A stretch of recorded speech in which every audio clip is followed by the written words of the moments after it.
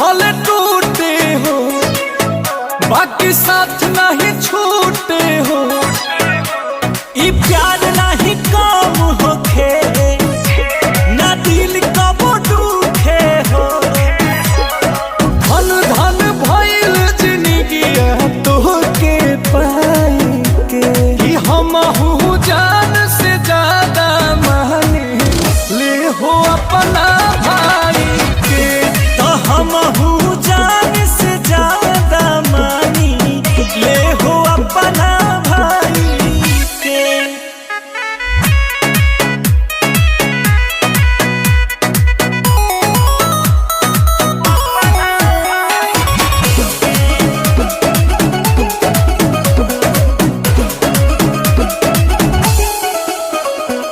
भगिया हो तोहर खिल जाला